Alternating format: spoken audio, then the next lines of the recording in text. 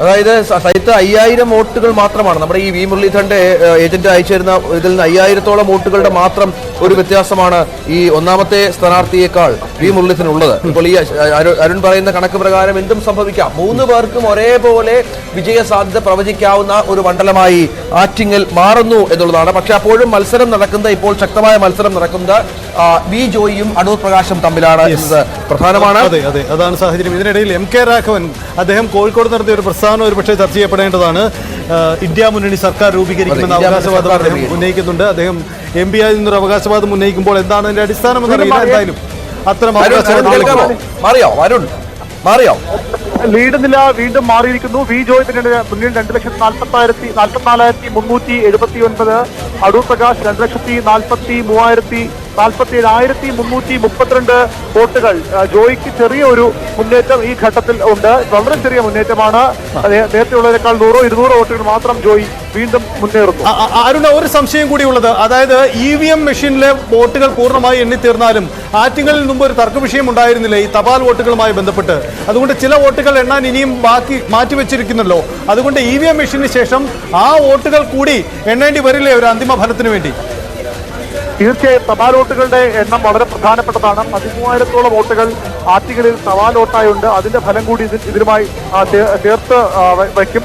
അപ്പോൾ മാത്രമേ വിജയിയായിരുന്ന പ്രഖ്യാപിക്കാൻ കഴിയൂ. തർക്കമുള്ള വോട്ടുകൾ മാറ്റിവെച്ചാൽ പോലും തപാൽ വോട്ടുകൾ വളരെ പ്രധാനപ്പെട്ടതാണ് ഇപ്പോഴത്തെ ലോക്സഭാ തെരഞ്ഞെടുപ്പിൽ. കാരണം നേരത്തെ ഉള്ളതുപോലെ 500-1000 വോട്ടല്ല, 10,000-ങ്ങളാണ് വോട്ടിന്റെ കണക്ക്. 13,000 ചില്ലറ വോട്ടുകളാണ് ആറ്റിങ്ങൽ മണ്ഡലത്തിൽ തപാൽ വോട്ടുകളായി, അതായത് വീട്ടിൽ വോട്ട് ചെയ്തവരും അതുപോലെ സർവീസ് വോട്ടും അടക്കം വന്നിട്ടുള്ളത്. അതുകൂടി ഇതുമായി കണക്കൂട്ടേണ്ടി വരും. അതാണ് സാഹചര്യം. ആറ്റിങ്ങൽ എന്ത് സംഭവിക്കാം? ഏത് നിമിഷവും ഫലങ്ങൾ മാറിയുന്നു. ആറ്റിങ്ങൽ എന്ത് സംഭവിക്കാം? ഒരുപക്ഷെ തിരുവനന്തപുരത്തും UDF വിജയം ഉറപ്പിച്ച പശ്ചാത്തലമുണ്ട്. അപ്പോൾ ആറ്റിങ്ങലാണ് ഇനി ഏതാണ്ട് ഫലത്തിന്റെ. ഒരുപക്ഷെ ഈ EVM മെഷീനുകളിലെ വോട്ടിംഗ് യന്ത്രത്തിലെ വോട്ടുകൾ എണ്ണി തീർന്നാലും അതിലെ ഭൂരിപക്ഷം ആർക്ക് എന്നതുകൊണ്ട് മാത്രം വിജയം നിശ്ചയിക്കാനും കഴിയില്ല. കാരണം മാറി മറിഞ്ഞേക്കാം. കാരണം 15,000-ഓ അതിന് മുകളിലോ ഉണ്ട് ഓരോ മണ്ഡലത്തിലെയും തപാൽ വോട്ടുകളുടെ എണ്ണം. അതുകൊണ്ട് തന്നെ മാറി മറിയുന്ന സാഹചര്യം, സസ്പെൻസ് ഇന്ന് ഒരുപക്ഷെ രാത്രി വരെ നീളാനുള്ള സാധ്യതയും തള്ളിക്കളഞ്ഞുകൂടാ. തപാൽ വോട്ടുകൾ ഇനിയും അവിടെ 13,000-ഓളം തപാൽ വോട്ടുകൾ എണ്ണാനുണ്ട് എന്ന് പറയുമ്പോൾ അത് വളരെ ശ്രദ്ധേയമായ, വളരെ പ്രധാനപ്പെട്ട ഒരു ഘടകമാണ്. തപാൽ വോട്ടുകളിൽ പലപ്പോഴും മേൽക്കൈ ഉണ്ടാകുന്നത് LDF-നാണ് പറയുന്നുണ്ട്. പക്ഷേ ഇത്തവണത്തെ കണക്കിൽ അങ്ങനെയല്ല. അങ്ങനെയല്ല. എറണാകുളത്തൊക്കെ UDF-നാണ് വലിയ മേൽക്കൈ, പല സ്ഥലങ്ങളിൽ UDF-നാണ്. പക്ഷെ അതുകൂടെ കാത്തിരുന്ന് കാണേണ്ടി വരും. ഏതായാലും വളരെ പ്രധാനപ്പെട്ട പല സൂചനകളിലേക്കാണ് ആറ്റിങ്ങൽ പോകുന്നത് എന്നുള്ളതാണ്. നമുക്ക് ദേശീയ സാഹചര്യങ്ങൾ ചർച്ച ചെയ്യണം. അതിൽ പ്രധാനമായി ഉള്ളത് നേരത്തെ സൈത്ത് പറഞ്ഞ ഇന്ത്യ മുന്നണി സർക്കാർ രൂപീകരിക്കും എന്ന അവകാശവാദമാണ് എം കെ രാഘവന്റെ. അതിനുള്ള സാധ്യതകൾ തള്ളിക്കളയാനാവില്ല. കാരണം 293 എന്ന് പറയുമ്പോൾ അതിൽ നിതീഷ് കുമാർ വരും, ആന്ധ്രയിലെ ചന്ദ്രബാബു നായിഡു വരും. ഇവർ ഇരുമുന്നണികളുമായും അടുപ്പം പുലർത്തുന്നവരാണ്, ഇരുമുന്നണികൾ നേതാക്കന്മാരുമായി സമ്പർക്കം പുലർത്തുന്നവരാണ്. നിതീഷ് കുമാർ ആകട്ടെ ഇന്ത്യ മുന്നണിയുടെ ഭാഗമായിരുന്നു.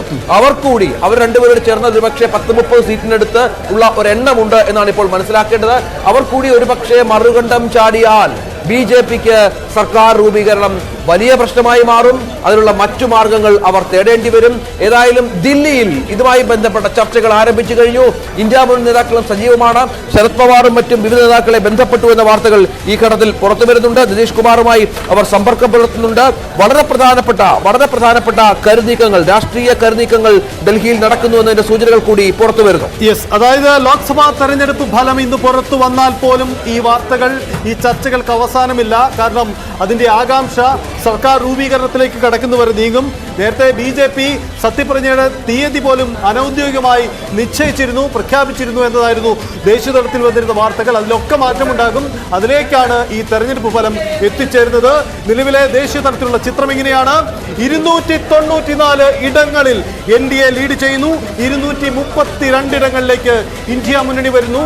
അതേഴ്സ് 17 ഇടത്തിലേക്ക്. വളരെ പ്രധാനമാണ് സൈത്ത്. ഒപ്പം ഇന്ത്യ മുന്നണിയിലെ NDA-യിലെ ഘടകകക്ഷികളുടെ നിലപാടും നിർണായകമാണ്. നേരത്തെ ഉള്ളതുപോലെ ഒരു സുസ്ഥിര സർക്കാരിലേക്ക് കാര്യങ്ങൾ പോകില്ല. BJP-യുടെ അപ്രമാദിത്യം ആ സർക്കാരിൽ ഉണ്ടാവില്ല. BJP-യുടെ അജണ്ടകൾ മാത്രമായി നടപ്പാക്കാൻ പറ്റില്ല. സ്വാഭാവികമായും ചന്ദ്രബാബു നായിഡുവിന്റെയും നിതീഷ് കുമാറിന്റെയും വാക്കുകൾ കേട്ടു മാത്രമായിരിക്കണം NDA സർക്കാർ ഉണ്ടാക്കുമെങ്കിൽ ഭരിക്കേണ്ടി വരിക. അത് രാഷ്ട്രീയ അനിശ്ചിതത്വത്തിന് പോലും കാരണമായേക്കാം. ഇന്ത്യ മുന്നണിക്ക് ഏത് നിമിഷവും ഒരു സർക്കാർ രൂപീകരണം പ്രതീക്ഷിക്കാം. അല്ലെങ്കിൽ ഓപ്പറേഷൻ താമര പോലെയുള്ള മറ്റു പല മാർഗങ്ങളിലേക്കും BJP കടക്കേണ്ടി വരും. ഇനിയുള്ളത് രാഷ്ട്രീയ കരുനീക്കങ്ങളുടെ നാളുകളാണ്, ഓരോ മണിക്കൂറുകളും. അതിനുള്ള തയ്യാറെടുപ്പുകൾ തുടങ്ങിക്കഴിഞ്ഞു ഡൽഹിയിൽ എന്നുള്ളതാണ് നമുക്ക് ലഭിക്കുന്ന ഏറ്റവും നിർണായക വിവരം. എന്തായാലും കേരള കോൺഗ്രസിൽ ജോസഫ് ഗ്രൂപ്പ് നേതാക്കളും മാധ്യമങ്ങളെ കാണുന്നുണ്ട്. അവർക്കും പറയാനുള്ളത് വളരെ പ്രധാനപ്പെട്ടതാണ്. കാരണം ജോസ് കെ മാണി വിഭാഗത്തിലെ നേതാവിനെ തോൽപ്പിച്ചുകൊണ്ടുള്ള വിജയമാണ് കോട്ടയത്ത്. അത് രാഷ്ട്രീയപരമായി അവർക്കുള്ള ഒരു മറുപടിയാണ്. കേരള കോൺഗ്രസുകൾക്കിടയിലെ രാഷ്ട്രീയത്തിലും അത് വളരെ പ്രധാനപ്പെട്ടതാണ്. സംസ്ഥാനത്തെ പൊതുമുന്നണി രാഷ്ട്രീയത്തിനപ്പുറം അത്തരമൊരു വിഷയം കൂടി പ്രാധാന്യമുണ്ട് ഈ കോട്ടയത്തെ തെരഞ്ഞെടുപ്പ് ഫലത്തിന് എന്ന പ്രത്യേകത കൂടിയുണ്ട്. CPM-നോളം ഒരുപക്ഷെ തിരിച്ചടി നേരിട്ട ഒരു രാഷ്ട്രീയ പാർട്ടിയായി കേരള കോൺഗ്രസ് എം മാറുകയാണ്. ജോസ് കെ മാണിയുടെ കേരള കോൺഗ്രസ് എം അവരുടെ രാജ്യസഭാ സീറ്റ് നഷ്ടപ്പെടാൻ പോകുന്നു. ഒപ്പം ലോക്സഭാ സീറ്റും അവർക്ക് കോട്ടയത്ത് നഷ്ടപ്പെടുന്നു. KM മാണിയുടെ തട്ടകത്തിൽ. അതെ രഞ്ജിത്ത്, ഒരുപക്ഷെ ഈ ലോക്സഭാ തെരഞ്ഞെടുപ്പിൽ പരാജയമുണ്ടായാൽ ജോസ് കെ മാണി വിഭാഗം ഇടതുമുന്നണി വിടുമോ എന്ന ചർച്ചകൾ പോലും രാഷ്ട്രീയ രംഗത്ത് ഇങ്ങനെ ചർച്ചയിൽ ഉയർന്നു വരുന്ന ഒരു പശ്ചാത്തലത്തിലാണ് ഈ തെരഞ്ഞെടുപ്പ് വിധി വരുന്നത്. ഇനി അങ്ങോട്ടുള്ള രാഷ്ട്രീയ നീക്കങ്ങൾ ആ തരത്തിലൊക്കെ വളരെ പ്രധാനപ്പെട്ടതാണ്. 10-ാം തീയതി നിയമസഭാ സമ്മേളനം ചേരാനിരിക്കുകയാണ്. നിയമസഭയിലേക്ക് എന്തായാലും നമ്മൾ ഈ കാണുന്ന തെരഞ്ഞെടുപ്പ് ചിത്രത്തിന്റെ അതേ പ്രതിഫലനം ഉണ്ടാകും. അതായത് LDF-ന് വലിയ കനത്ത തിരിച്ചടിയാണ്. LDF-ന് CPM-ന് കനത്ത തിരിച്ചടി സംഭവിക്കുന്നു. പല വിധത്തിലും CPM നേതൃത്വം ഇതിന് മറുപടി പറയേണ്ടി വരും. സ്വാഭാവികമാണ്. കാരണം ഭരണവിരുദ്ധ വികാരം വളരെ പ്രധാനമാണ്. മുഖ്യമന്ത്രിക്കും കുടുംബത്തിനും മറ്റുമെതിരായി ഉയർന്ന ആരോപണങ്ങളുടെ പശ്ചാത്തലമുണ്ട്. ഇതൊക്കെ ജനങ്ങൾ വിലയിരുത്തി എന്ന് വന്നാൽ വലിയ തോതിൽ മറുപടി പറയേണ്ട പശ്ചാത്തലങ്ങളിൽ പാർട്ടിയെ ചോദ്യം ചെയ്തു തുടങ്ങി. അതിന്റെ സൂചനകൾ പുറത്തു വന്നിട്ടുണ്ട്. പലപ്പോഴും ഇടതനുകൂല നിലപാടെടുത്തിരുന്ന പല പ്രമുഖരും നിലപാട് മാറ്റി പ്രസ്താവന ഇറക്കി തുടങ്ങിയിട്ടുണ്ട്. ആ തരത്തിലേക്ക് കാര്യങ്ങൾ മാറുന്നു. വരും ദിവസങ്ങളിൽ ആ ചർച്ച എത്ര കണ്ട് നടക്കുമെന്നത് അറിയേണ്ടത്. MP രാജേഷിന്റെ പ്രതികരണം അല്പസമയം മുമ്പ് വന്നു. 2019 തനിയാവർത്തനമെന്ന് അദ്ദേഹം പറയുന്നു. പക്ഷേ തൃശ്ശൂരിൽ എന്തു സംഭവിച്ചു എന്ന കാര്യം പരിശോധിക്കേണ്ടി വരുന്നു. അപ്രതീക്ഷിതമായിരുന്നു അത്. അങ്ങനെയെങ്കിൽ സുരേഷ് ഗോപിയുടെ ഭൂരിപക്ഷം, വിജയം എന്നല്ല ആ ഭൂരിപക്ഷം ഇടതു വലതു മുന്നണികളെ ഇരുത്തി ചിന്തിപ്പിക്കും. ചർച്ചകൾ അത് ആ തരത്തിലേക്ക് കടന്നു പോകുമെന്നതാണ് വരുംകാല രാഷ്ട്രീയത്തിന്റെ പ്രത്യേകത.